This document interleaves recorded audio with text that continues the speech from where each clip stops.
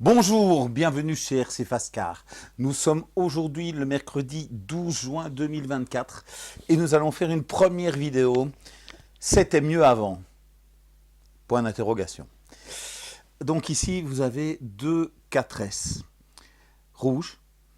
Un qui a un peu plus de 4 ans, l'autre qui est sorti il y a quelques mois. Donc la V1, la V2. Donc on va un petit peu voir ce qui fait la différence entre ces deux véhicules. Ben d'abord le prix. Donc celui-ci était vendu 429,99, donc 429,99, et celui-là est à 519,99, donc 519 99, pardon. Donc il y a une différence de 90-90 euros entre les deux. Donc on va voir un petit peu si c'est justifié. Donc ça c'est une première différence. Euh, le châssis est différent sur les deux, en tous les cas au niveau de la longueur. Donc c'est un châssis plastique type de ce qu'on trouve sur les 3S. Donc tous les éléments sont compatibles entre les 3S et ces 4S au niveau dimension. Donc ils ont la même largeur. Donc ils ont une longueur différente au niveau des châssis qui se répercute forcément sur la longueur du véhicule, mais en largeur, le châssis fait la même chose. Mais donc j'ai pris 1 mètre, j'ai fait des mesures exactes sur les deux véhicules. Donc en fait, il a au total 4 cm en plus, donc dans la nouvelle version, alors que le châssis ne fait que 25 mm de plus. Donc comme dit Mani, on a vraiment un véhicule qui est carré, parce que donc en largeur, il augmente de 5 cm réellement. Donc si je prends ici au niveau des roues, donc on est à 40 cm en largeur pour celui-là, 45 pour celui-là. L'empattement, ben là on n'a que 15 mm de différence d'empattement entre les deux au niveau des roues, donc 1,5 cm, donc 335 pour celui-ci, 350 mm pour celui-là. Garde au sol, on a 1 cm de plus sur celui-ci, donc pour mesurer, j'ai vraiment soulevé, redéposé légèrement chacun pour qu'il soit au plus haut. Donc voilà, ça ne correspond peut-être pas, j'ai pas vérifié, parce qu'il y a beaucoup d'autres choses que j'ai vérifiées et qui sont surprenantes, mais donc j'ai pas vérifié les dimensions usine pour ces deux véhicules. Je ferai peut-être aussi le poids. J'ai pas pesé ces deux véhicules, mais je ferai le poids pour les deux. Je ferai ça après, je vous noterai ça. Alors, donc cette version-là n'était disponible que dans une seule couleur, rouge et blanc. Elles sont assez similaires, alors qu'ici on a 4 couleurs. Donc on a le bleu et le turquoise qui était pour la première version 2, et donc cette version 2,5 a une couleur rouge et une couleur verte. J'ai pas pris la verte pour deux raisons. Pour deux raisons, c'est parce que je l'avais laissée, elle était assez appréciée de la clientèle, et moi aussi. Et l'autre chose, c'est que quand c'est dans l'herbe, ben, avec mes mauvais yeux, c'est un peu plus compliqué. Donc j'ai opté pour la rouge, mais j'adore la verte. Et donc, comme vous avez pu le voir dans une vidéo précédente, ben, j'ai déjà un petit peu personnalisé donc aux couleurs de RC Fascar. Mais donc, attention, les anciennes carrosseries ne sont pas compatibles. Donc les nouvelles carrosseries, pardon, ne sont pas compatibles avec la V1 et vice-versa. Donc celle-ci est moins chère en carrosserie que l'autre, qui est plus grande et qui est plus récente. Donc peut-être qu'au niveau fabrication, donc les prix ont évolué. Euh, donc, comme je le disais, non, on va d'abord parler des pneus. Donc, les pneus, on a un profil différent. Donc voilà, donc ça c'est... Bon, il a vécu. Donc ça c'est les pneus de la version 1 et les pneus de la version 2 et 2,5. Euh, Ceux de la version 1 ont un sens. Donc ceux de gauche doivent aller à gauche, ceux de droite doivent aller à droite. Donc par rapport à l'usure, ça peut effectivement poser des problèmes quand vous achetez une paire. Mais donc voilà. Donc c'est deux types de pneus différents. Donc le châssis est plus long sur la version 2 et 2,5, et sur la version 2,5 il est renforcé. Donc on a pu voir dans les vidéos précédentes que ce châssis est vraiment plus résistant on avait rencontré pas mal de soucis avec la version 2. La version 1, je vous avoue, je ne sais pas, vous dire. Il y a eu forcément, j'en ai de stock, donc il y a eu probablement des casses, mais pas autant remontées que celle de la version 2. Les côtés de châssis.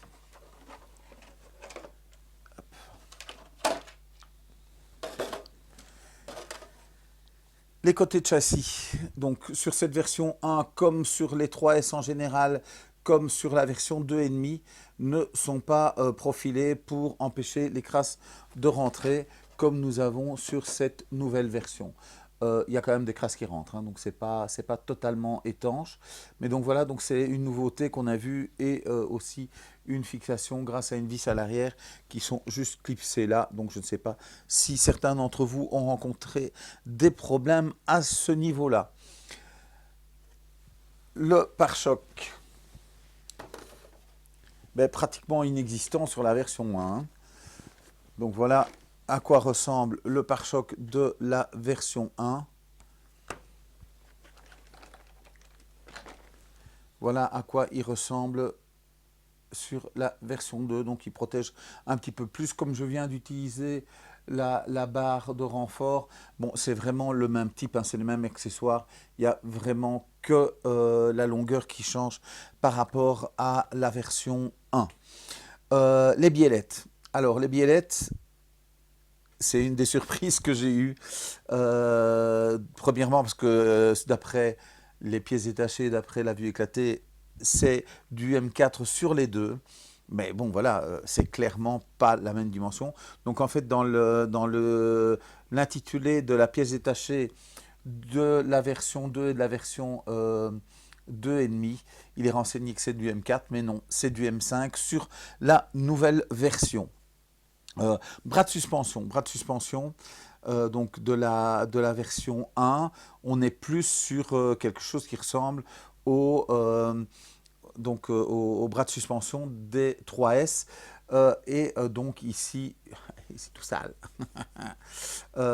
Sur la version 2 et la version 2,5, ils sont pratiquement pleins, ils sont renforcés, ce qui me faisait avoir un petit peu peur que la raison des casses châssis vienne de là, d'une trop grosse rigidité, mais non, a priori, une fois qu'ils sont sur un châssis renforcé, ils tiennent le choc, et alors, donc, autre surprise, donc je n'avais pas encore analysé à tel point les vues éclatées, mais donc sur la version 2,5, nous avons des tiges de bras de suspension qui sont passées à 63,5 mm, contrairement aux versions 2 et aux versions 1 qui sont les tiges de 63, donc avec les bords arrondis. Donc c'était un des conseils qu'on avait donné par rapport au cache-châssis, c'était de remplacer cette référence par la 63,5. Les cardans, sur les 3S,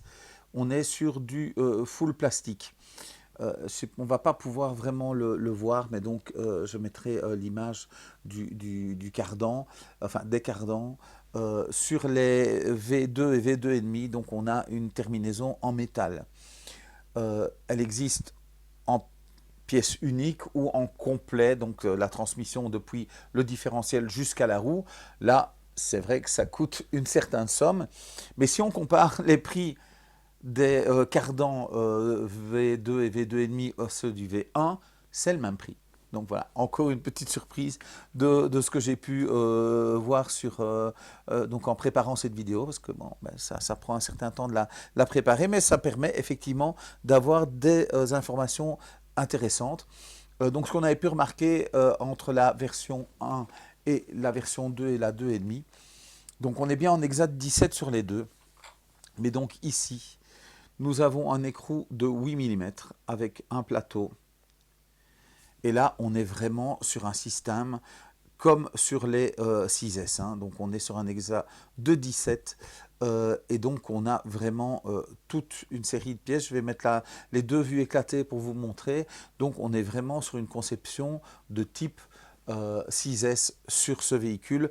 Je pense que sur le Typhon aussi, je confirmerai.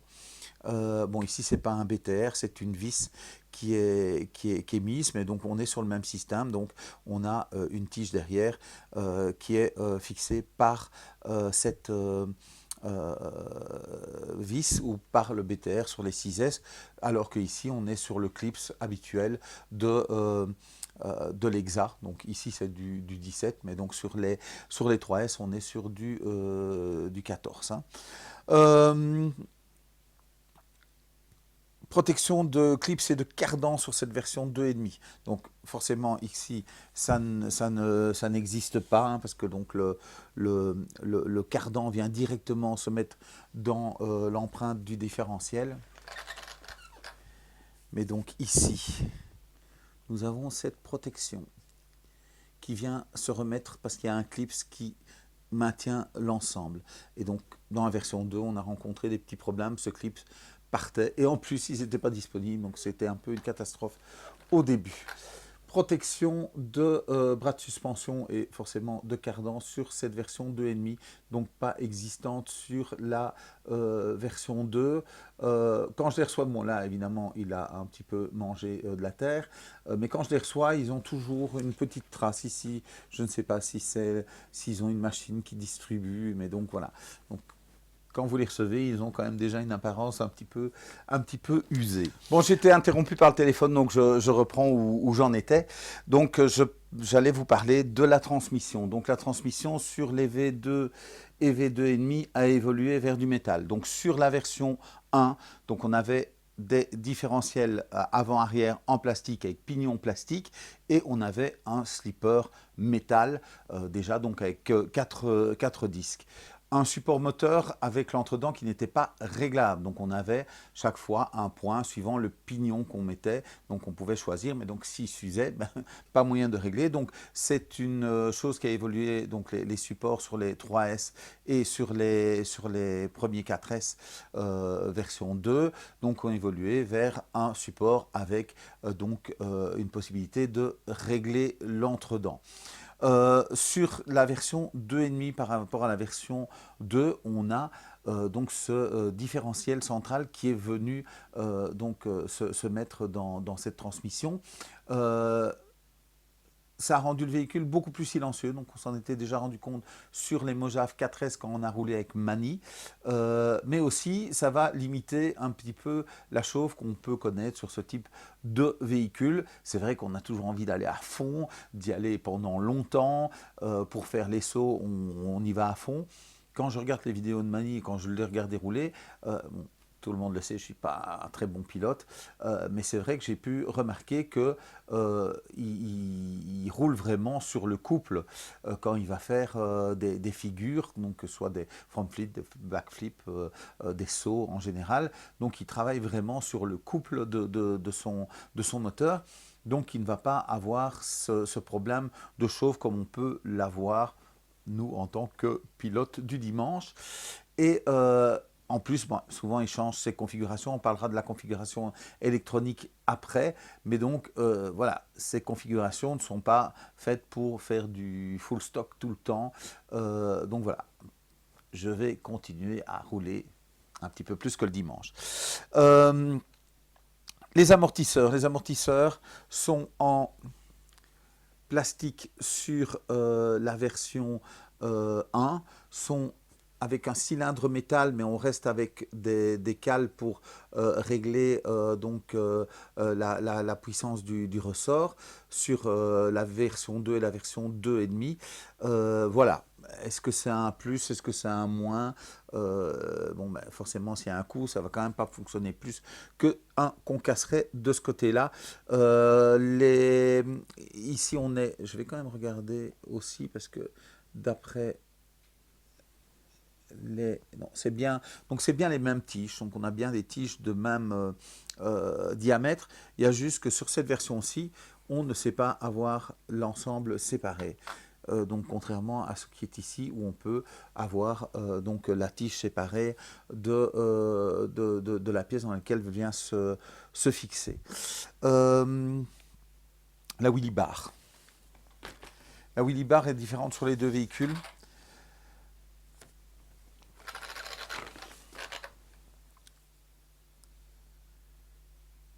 Voilà, de ce côté-ci. Donc, ce véhicule, c'est un véhicule qu'on a vendu il y a 4 ans et donc les enfants du propriétaire s'en servent beaucoup.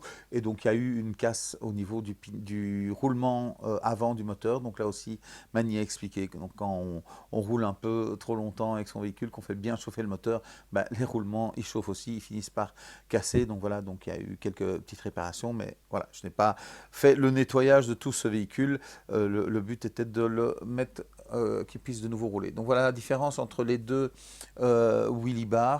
Donc je suppose que c'est par rapport à la hauteur, parce qu'il y a quand même beaucoup de pièces. Ah oui, donc de toute façon déjà le changement de tourelle donc est différent sur les deux véhicules. Donc je suppose que c'est ça qui justifie le changement. Alors, l'électronique. On a un cerveau Arma de 15 kg à 7 volts 2. Donc on est à 7 volts 2 au niveau des accessoires. Il développe 15 kg par centimètre.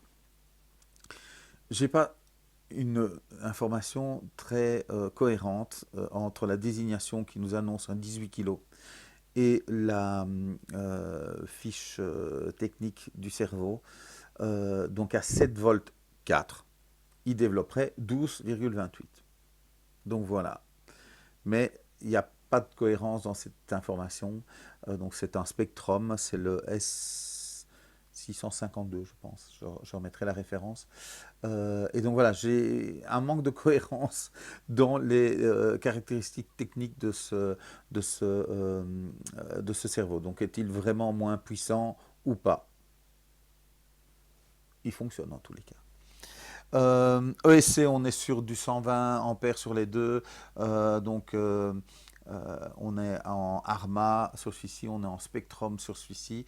Est-ce que les nouveaux logiciels qui sont dans ces ESC, parce que bon, au niveau apparence, hein, on a les deux condensateurs, ils sont quand même très très similaires, hein, si ce n'est qu'il y en a un qui ressemble plus à un Hobby-Wing rebadgé Arma et là à un Spectrum, mais est-ce qu'ils sont faits par Hobby-Wing?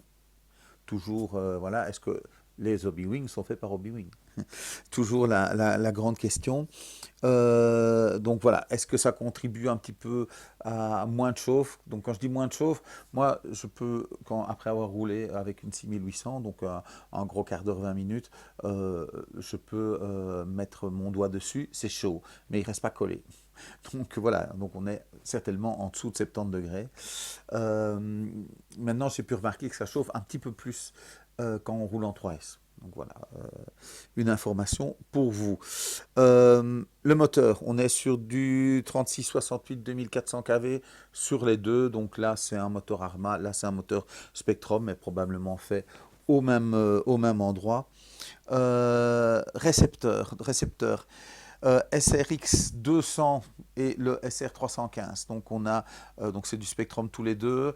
Je connais très mal ce récepteur-là, donc je suppose qu'il n'est que 2 canaux. Celui-ci est 3 canaux. Et donc ils sont pilotés un par cette STX2, donc deux canaux. Donc on n'a pas le petit bouton en plus qu'on a ici. Je ne sais pas s'il y a une différence au niveau portée. Donc ça, c'est une des vidéos que j'aimerais bien faire. Donc c'est un petit peu voir si on a des différences au niveau portée avec ces deux véhicules. En plus de ce qu'on trouve d'habitude, hein, on a bien sûr l'inversion de sens de marche, l'inversion de sens de direction, le neutre pour les gaz, le neutre pour la direction. On a aussi ici une vitesse d'avance et une vitesse de cerveau. Donc je suppose que dans ce cadre-ci, ça ne fonctionne que si c'est un cerveau qui commente les gaz. Donc voilà, ça vous permettrait, je suppose, qu'on me reprenne dans les commentaires si ce n'est pas le cas, de régler la vitesse à laquelle le cerveau va bouger de gauche à droite. Et donc on a aussi une limitation 50, 75, 75 et 100%, comme on retrouve sur l'autre. Donc sur l'autre on va avoir donc sur SLT3 sur la nouvelle version. Donc on va avoir le dual rate en plus, donc c'est les butées gauche-droite pour la direction, et on a le bouton pour mettre sur le SR315 qui l'équipe un troisième canal. Moi j'aime beaucoup la SLT3 par rapport à son design, par rapport à sa prise en main. Voilà. Ici, le design, c'est un petit peu les revolvers de la science-fiction des années 70, donc des années 70. Donc je n'adhère pas trop. Je n'adhère pas trop. Au niveau gâchette et au niveau poignet, c'est quand même très similaire. La direction n'a pas de mousse autour, donc pour utiliser à une main peut-être un peu plus compliqué, surtout qu'elle est un petit peu plus dure. Voilà, mais je n'ai pas pu, enfin je n'essayerai pas le véhicule, ce véhicule n'est pas à moi, on a juste fait un test pour voir si au niveau du moteur le problème était résolu. Donc voilà, je ne saurais pas vous donner d'informations ni sur la portée, ni sur le fonctionnement de ce véhicule, de cet émetteur, pardon. Donc voilà, j'ai un petit peu fait le tour des différences que j'ai vues. Alors, est-ce que la différence de prix est justifiée? Donc 90, donc 90 euros sur 430 euros à la base. Donc on parle d'il y a 4 ans, donc il y a quand même beaucoup de choses qui se sont passées dans le monde il y a 4 ans, depuis 4 ans plutôt. Donc qui pourrait justifier déjà au niveau des matériaux, au niveau des transports. Voilà, il y a les évolutions. Il y a les évolutions qui sont là. Étonnamment, là aussi, c'est une autre chose que je viens de me rendre compte. Si on prend un différentiel plastique, juste le différentiel plastique, qui équipe tous les 3S et qui équipe ce 4S, il est à 70 euros, donc 70 euros, alors que c'est le même prix si on prend le différentiel métal avec sa coquille et son pignon métal, c'est le même prix. C'est le même prix, donc j'ai pas vendu beaucoup de différentiels plastiques, hein. Donc vous êtes beaucoup à acheter les pignons, à acheter les boîtiers avec la roue dentée, mais voilà. Je comprends peut-être un petit peu aussi pourquoi. Donc la tendance est à réparer, ce qui est vraiment très bien aussi. Mais donc je suppose qu'au niveau coût général, il n'y a pas de raison que cette pièce plastique coûte le même prix que la pièce métal. Donc là, déjà pour ça, ça vaut la différence. Le différentiel central aussi. Euh, les amortisseurs en métal sont plus chers. Sur le catalogue, ils sont plus chers. Les cardans sont mieux que les 3S, hein, sont vraiment faits pour encaisser. Et là, il n'y a pas de différence de prix, encore une fois. Mais par contre, tout le système de fixation de la roue, tout le système vers le différentiel, oui, ça, ce sont des choses qui sont en plus. Voilà. Je pense qu'en grande part, c'est justifié parce que tout a augmenté, hein. Donc je ne sais pas où on en est parce que je fais mon pain moi-même, je ne sais pas où on en est avec le prix du pain, mais quand je l'ai acheté à 2,60 €, on m'a dit qu'il allait coûter 5 euros. Donc là, on parle de pratiquement doubler le prix. Le carburant, il y a des moments où il est presque doublé. Donc voilà, c'est cher. C'est cher. La tendance a quand même été de faire chez Arma. Oui, si on compare ce qu'il y a 4 ans, oui, mais sur les derniers moments, je trouve que le tarif est quand même raisonnable. Et donc, je vous ai annoncé qu'il y a des 3S que j'ai pu commander. Euh, je ne sais pas ce qu'il va y avoir dedans. Donc je ne sais pas si on va avoir les mêmes différentiels plastiques qu'avant. Et si, est-ce qu'on va avoir les différentiels centrales sur les santons et les granites. Donc c'est ceux-là que j'ai pu commander. Parce qu'au niveau tarif, c'est vraiment très sympa. Donc voilà, je ne sais pas à quoi ils vont ressembler. Est-ce qu'ils vont être rollers? Je ne sais pas. Je ne sais pas, le tarif est vraiment très très freiné. Mais encore une fois, donc je n'ai pas donné ce tarif maintenant parce que je ne sais pas à quoi il correspond dans la réalité. Et donc voilà, de savoir ce qu'on va avoir dans ces véhicules et quand on va les avoir et quelle couleur ils vont avoir, je ne sais rien. Je les ai commandés, j'ai sauté dessus, j'ai réfléchi après. J'ai réfléchi après. J'ai donc combien de véhicules qui arrivent? J'ai 30 véhicules, je pense, quelque chose comme ça. C'est jamais fait, quoi. J'ai 30 véhicules qui arrivent, donc on verra, enfin qui arrivent un jour. Donc voilà, donc c'est une vidéo un peu plus longue que d'habitude, en plus interrompue par un appel. Donc n'hésitez pas à mettre des pouces si vous avez aimé cette vidéo. Il y aura d'autres vidéos sur des anciens véhicules, hein, donc Mani l'a remarqué, donc vous êtes trois à l'avoir remarqué. Il y a un Vortex qui est là depuis un certain temps, mais donc voilà, j'ai beaucoup d'idées de vidéos, mais il faut le temps de pouvoir les mettre en œuvre. Donc il y aura plusieurs vidéos sur des anciens véhicules, donc là on parle d'un véhicule Vortex du temps où Arma n'était pas Horizon. Abonnez-vous à la chaîne. On est à moins de 50 abonnés pour être à 1000. Je sais qu'il est habituel de faire quelque chose pour ces 1000 abonnés. Je n'ai pas encore l'idée de ce que je vais faire. On verra quand ce sera le cas, quand on aura dépassé d'une dizaine, hein, parce qu'on peut perdre des abonnés aussi. Évaluez-nous sur Google. Là aussi, on peut perdre des évaluations. Donc si après avoir évalué la boutique, vous recevez un message comme quoi votre évaluation n'a pas été retenue. Ça m'est déjà arrivé quand j'évalue des restaurants, quand j'évalue des magasins. On me renvoie, donc s'il vous plaît, si vous avez ce message, faites-le. Donc il faut juste appuyer et dire non, non, j'y suis bien allé. Donc évaluer la boutique, c'est important pour moi. Euh, Abonnez-vous aussi à la page Facebook. Donc il y a des choses que je dis sur la page Facebook rapidement parce que je n'ai pas le temps de faire une vidéo. Donc voilà, première vidéo, c'était mieux avant. Et moi, je sais que vous êtes nombreux à m'avoir dit qu'il fait mauvais chez vous. Hier, ça allait, aujourd'hui, c'est pas terrible. Mais voilà, prenez soin de vos véhicules pour quand il fera beau. Et moi, je vous dis salut, salut!